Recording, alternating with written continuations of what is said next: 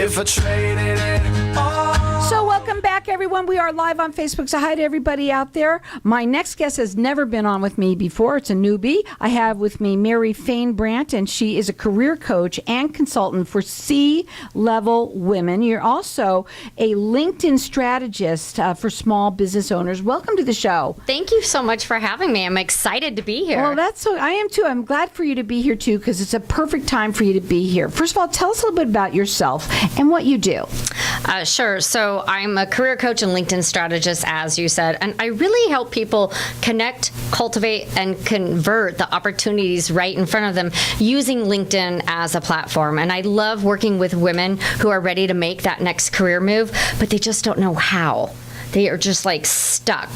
And so that is the beauty of working with me, is I help them find their voice, and I help instill confidence. And when you're more confident, it comes through in everything that you do. Oh, gosh, absolutely. Now, you happen to mention LinkedIn, and I know you have an event that's coming up. So let's talk a little bit about that. Yeah, so LinkedIn Local Phoenix is an event that I host with my co-host, Bruce, 3 times a year. It's going to be at the Better Business Bureau this year in Phoenix, and that's on February 21st from 4 to 6, and tickets are $25. So what we're going to do, because you wanted to do something special for everybody. I do. We're going to open up the lines and let everyone call throughout the rest of the show that she's got 2 tickets that she's going to do as a giveaway for people. Our number here is 602-277-5369. Toll free, it's 1-866-536-1100. It's going to be February 21st from 4 to 6 p.m. It's at the Better Business Bureau. What are they going to learn there? Well, we have a panel of speakers that is going to talk about the good, the bad, and the ugly of owning a business. We're going deep. We're sharing stories of the bad things that happens when you're a business owner, the things that we wish we would have known. So I have someone that's been in business 50 years, 30 years, 20 years, and 10 years. So we're going to get a very wide perspective of what it's like to own a business and some obstacles that you might, face or challenge as a business owner. Now, is all the information on your website? Yes. Now, your website for you, it's maryfainbrandt.com. So I'm going to spell that out, okay? So Mary Fain, Fain, and it's BRANDT.com. You can also call her. Her phone number is 619-987-8404. So let's go into some of these things. First of all, you have a story. So I want you to be able to talk about that. So my story really ties into why I became a career coach. I was going through this big career shift, and I was lost, I was stuck, and I was frustrated. So let me back up 2 years before that shift. I had a job at a private school in La Jolla, California, at the beach. It was beautiful. I loved the people I worked with. I got a new boss. We never clicked. And I'd also gotten my master's degree, my college degree. So I had gone back to school, and I learned new skills, and they were not being put to work where I was at. And after a while, that just kind of wears on you. I'm not using my talents and my skills. I'm not, being promoted how I want to be. And so I just stayed there. I didn't know what to do. I'm going to say this, I was 48 at the time. Okay. I was 48 at the time going, I can't go get a new job. I'm too old. What am I going to do? How many people relate to the things she's saying? Right? Mm-hmm. So I just want you guys to know I've had 3 jobs since turning 48. So it's never too late. Mm-hmm. And what happened was I was stuck because of one word, fear. I was scared to try something new. I was scared to leave the environment I had been in for 10 years. I was scared I was too old. I was scared I didn't know enough. I was scared that I didn't even know how to go about looking for a job. So I actually went through a placement service, and I learned a lot. And I also learned that they were antiquated. Like, they had transparencies. I'm like, hello, what happened to the digital world here? And so I said, oh my gosh, I can do this better. So I do what I always do, and I organize my thoughts. I put it into a binder at the time, 15 tabs, color-coded. Wow. I researched the heck out of what you need to do for a career search in 2014. That is when I was going through this career transition. And I actually was helping people at the school that were also looking for a new job at lunch, and just helping them see new opportunities in front of them, how to package themselves up. And I was giving them the confidence that they needed to not be fearful. Well, this is so many people can relate to this. So wait, when is the first thing that somebody should do when they're thinking about looking for a job? I'm going to say the first thing you shouldn't do is update your resume. That is what everybody wants to do. Like, oh, I need to get my resume in order. No, you need to take stock in why you're leaving that job, what was wrong with it, and what you really want. So do an exercise, a day in your dream job. What does it look like? Who are you working with? And then also, like, what are your transferable skills? Maybe you're looking to pivot. So maybe you were an event coordinator back before COVID, right? And you're like, oh, I'm not going to go back into that. Well, maybe you're a project manager now. Okay, and maybe all you need is a certification. So look at, why are you leaving your current job? What do you really want? And I mean, dream big. Right. Put it all out there, and then take stock of, what do I need to do to get that job or to pivot? It might just be a certification. It might be rebranding yourself.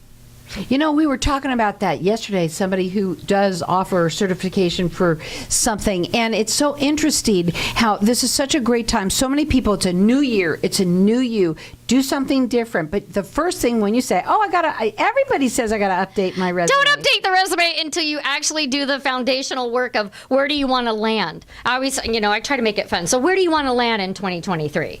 You don't want to be where you're at. So we do the resume last. It is the very last thing I do. Is it interesting? Yes. Where do people find jobs? LinkedIn and their network. There's two places. LinkedIn and your network. So and listen up, ladies and gentlemen, I have to say this because, and you work with women mostly, yes. You said, okay, well, sorry guys, just the way it is. But of course, we all know somebody too that you might, that's what networking is all about. Yes. So maybe it's you or someone that you know. It's interesting because you want to make sure that you don't lose sight of who you are, yes. Right? I think that's really important.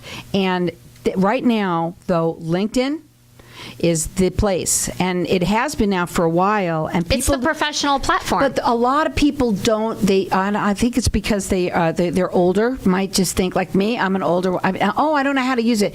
Can you help people with? Yes, that's most of my clients, because a lot of people need help with that. No, I would say that 50% of my clients are over 50, and they're like, oh, I know I should be on LinkedIn, but I don't know how to use it. Right. And once we set you up, once we brand you and position you as the expert you are, and I show you how fun it can actually be to use LinkedIn, people are like, this is great. I wish I would have done this sooner. Sure. And what happened in 2020 with the pandemic is people started reaching out to me, Mary, I need your help, because lunches were canceled, meetings, networking, everything went from in-person to online. And people, if you don't have your network set up, the time to set it up is not in the middle of the pandemic or when you need it. Start working on your network today so they're there and they can help you in the future. Absolutely, I agree. Now, her phone number is 619-987-8404. Her website is Mary Fain Brandt, which is Mary, FAINBRANDT.com.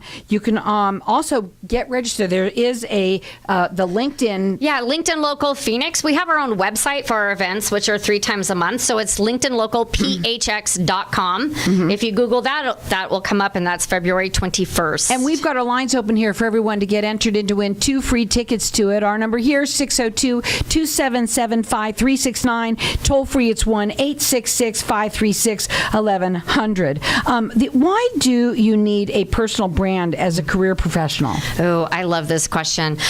So the pandemic changed everything, right? And in order for us to stand out against our competition, we need to create that personal brand. And a personal brand is not logos, fonts, and your website. Those are assets of your personal brand. A personal brand is your essence. Who are you at the core? What do you stand for?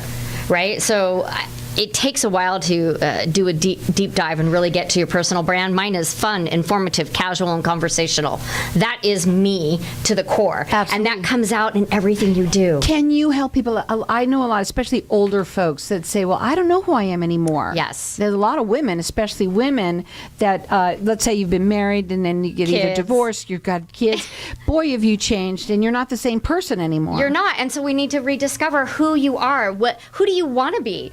And how can we take your talents and your branding and position you as this executive that you are, or whatever it is that you want to do, a sales consultant, a VP, wherever you want to be. If you have some of those skills, we can brand you and position you on LinkedIn to get known, get found, and get hired. It's all about that position, especially on LinkedIn. Now, when should someone ask for a recommendation at their job, and how should they go about that? I love this question too. All the time. Like every month, you should sit down and go, who did I work with? What project did I work on? Where did I volunteer? What committee did I serve on? And ask those people, hey, can you write me a recommendation? I'm just trying to keep my LinkedIn profile up to par. See, you can do that now. Now you have an excuse, right? I got to get my. It's not your resume, because if you say that to them, they'll be like, It's what? an alert.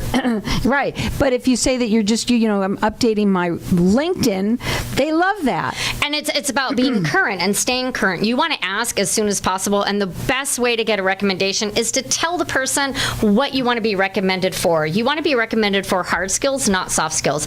Mary was sweet, she was on time, she was easy to work with. We don't want that. We want Mary saved us $10,000 over 2 months by finding 5 accounting problems. So here's the thing, folks. Right now, the way we do things is a lot different than we used to do them, especially for us older folks. Women, she works with women, and you call them for C-level. What's a C-level, real quickly? So those are your C-level executives, right? So you're the VP, the CEO, the founder. Maybe you're the regional director, and you want to get that next level.